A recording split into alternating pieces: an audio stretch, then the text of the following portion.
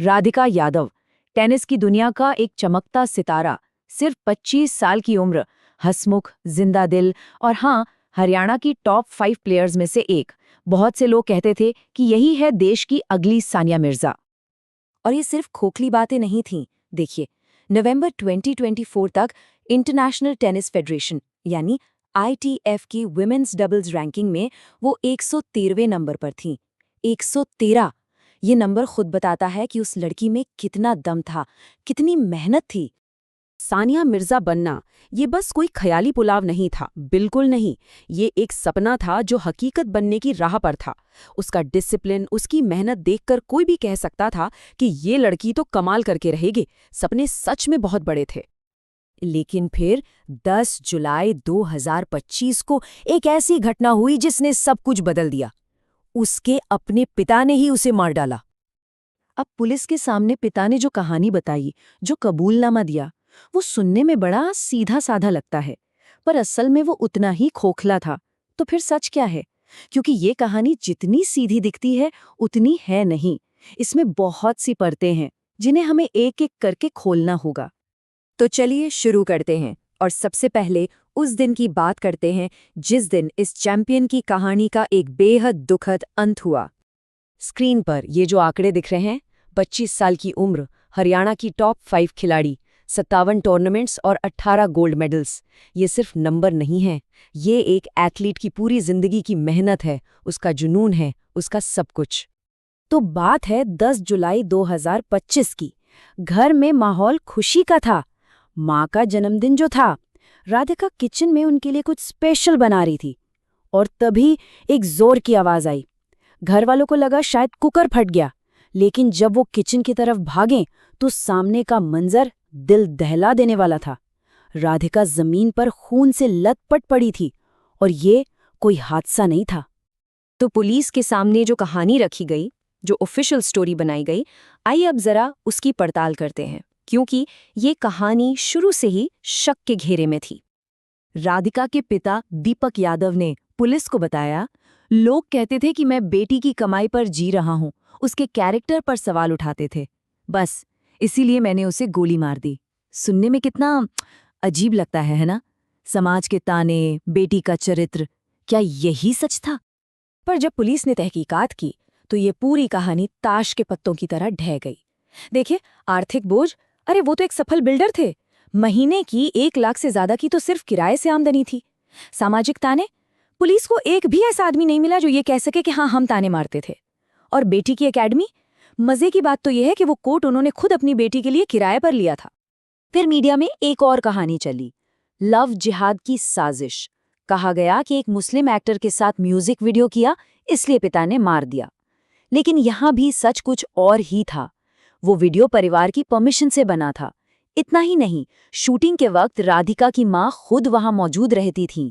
Police को भी इस एंगल में कोई दम नहीं मिला, कोई सबूत नहीं। तो अब तक की सारी कहानियां झूठी निकली। अब आते हैं इस केस के सबसे जरूरी पहलू पर, एक ऐसी फोरेंसिक डिटेल जिस पर ज्यादा बात नहीं हुई, लेकिन जिसने इस केस का पूरा रुख ही मोड़ दिया। ये डिटेल कातिल के दिमाग में क्या चल रहा था ये बताती है। दीपक यादव ने पुलिस को बताया कि उसने राधिका को पीछे से गोली मारी थी, लेकिन पोस्टमार्टम रिपोर्ट वो कुछ और ही कह रही थी। रिपोर्ट के मुताबिक गोलियां सामने से चली थीं। अब ये बहुत बड़ा फर्क है। देखिए, पीछे से हमला करना दिखाता है कि प्लान पहले से था, शर्म थी, नजरें मिलाने की हिम्मत नहीं थी। लेकिन सामने से गोली चलाना, वो दिखाता है अचानक आया बेइंतहा गुस्सा, एक टकराव। तो सवाल ये है कि पिता ने ये झूठ बोला क्यों? क्यों कहा कि पीछे से गोली मारी? शायद वो ये दिखाना चाहता था कि ये शर्म के मारे सोच समझकर किया गया काम था, न कि अचानक आए गुस्से का नतीजा।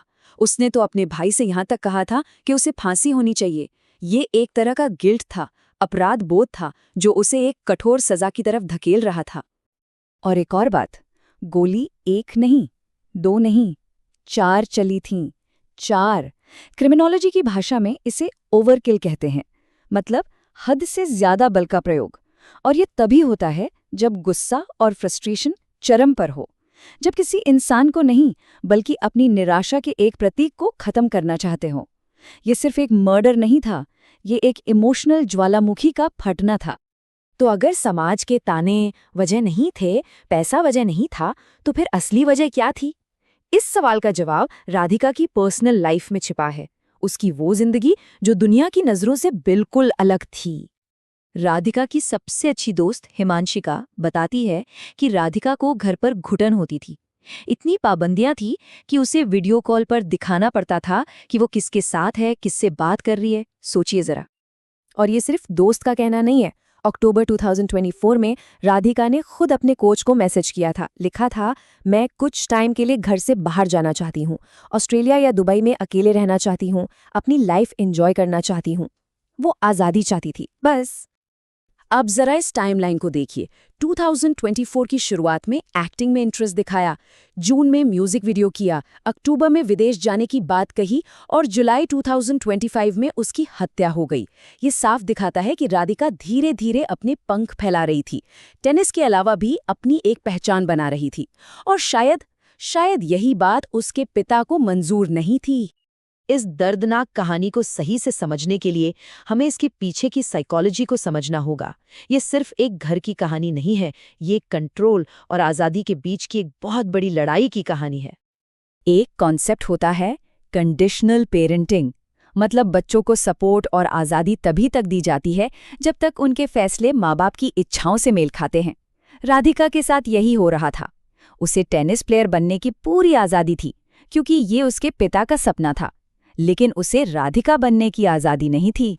और दूसरा कॉन्सेप्ट है पॉसेसिव सर्वेलेंस, यानी ऐसा बर्ताव जो बाहर से तो बहुत सपोर्टिव और केयरिंग लगता है, जैसे पिता का उसे प्रैक्टिस पर ले जाना, घंटों उसका इंतजार करना, लेकिन असल में ये सपोर्ट के पर्दे के पीछे एक तरह का जहरीला कंट्रोल होता है, एक निगरानी। तो आखिर में ये कहानी हमें एक बहुत ही ज़रूरी सवाल के सामने लाकर खड़ा कर देती है। ये कहानी सिर्फ राधिका की नहीं है, ये हमारे समाज की उस सोच पर भी सवाल उठाती है जहां कामयाबी को पर्सनल फ्रीडम से कहीं ज़्यादा बड़ा मान लिया जाता है। सोचने वाली बात है कि उस कामयाबी की असली कीमत क्या है जो किसी की व्यक्तिगत आज़ादी छीनकर हासिल हो। ऐसी कामयाबी जो इमोशनल घुटन की कीमत पर मिले, वो असल में तो एक नाकामयाबी ही है ना? उन मेडल्स का क्या फ़ायदा जब इंसान अंदर से ही टूट चुका हो? ये सवाल सिर्फ एक परिवार के लिए नहीं, ये हम सबके लिए है।